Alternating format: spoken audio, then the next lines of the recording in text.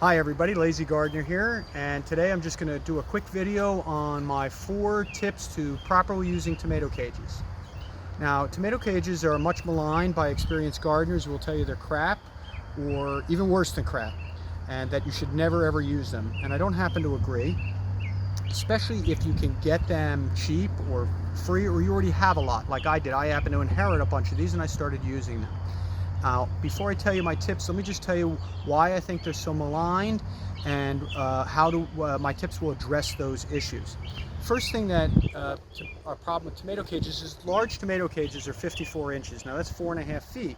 That might sound okay for a tomato plant, but it has to be inserted into the ground. When you insert the stakes into the ground, you get an effective height of under 3 feet. It's completely insufficient for tomato plant staking, and that's probably the main reason why they're so frowned upon.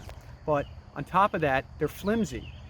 Tomato cages will fall over. My first couple of seasons, my tomatoes fell over in a heavy storm in August, and of course I was horribly disappointed. So we have to make sure that we take care of that issue.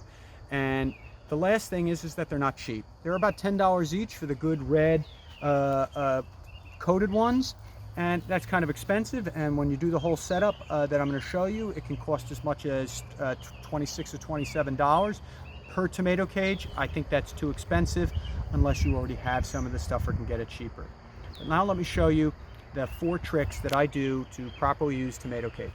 Now the first one here is, if you'll zoom in, you can see you've got to insert it all the way down to the ring. The ring has got to go on the ground. Do not try and get extra height out of these. There's no way these are going to secure your tomatoes unless they go all the way to the ground. The only problem with that is that it gives you an effective height of only 2.5 feet, which you can see this tomato is already almost a foot taller than that, and so we're going to have to address this issue. The next tip I'm just going to tell you is you also need one of these stakes. These stakes are 6-foot stakes from Home Depot. I have one right here. They cost about $5 or $6 a piece, which is not cheap.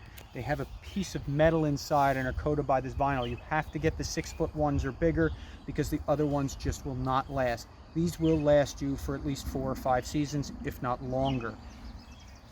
You need to insert this in tension in the cage. Here I've put it on the inside, then the outside, and then back again on the inside. You could alternate inside, outside, but in any event, it has to be in and out to hold this cage in firmly.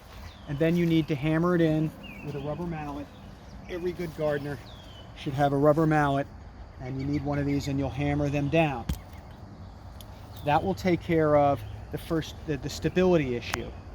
The next thing you want to do is you want to make sure that you funnel the main leaders of your tomatoes up through these hoops. Don't let them come out the sides. That might, every couple of days, you might want to just make sure they're all coming up.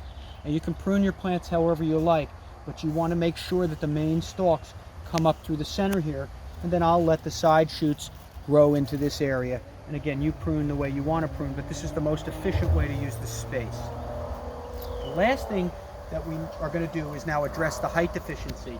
This is way too low, as I mentioned, so we're going to do one more thing that I'm about to show you. I've never seen anybody else do this. I've looked on a lot of forums and I've seen a lot of creative ideas.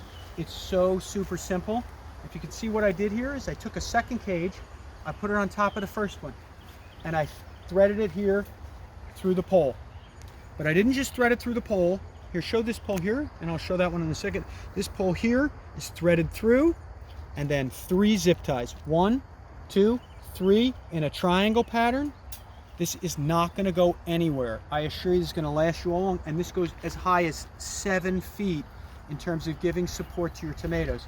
And over here I didn't put the pole through. I was going to take it down and redo it, but instead I wanted to show you something else you can do. You can also put an extra zip tie for a little extra security between the pole and the tomato cage, but if you thread it in right like I did on this one, you shouldn't even need to do that. I normally don't, and that will take care of your tomatoes for the whole season using tomato cages.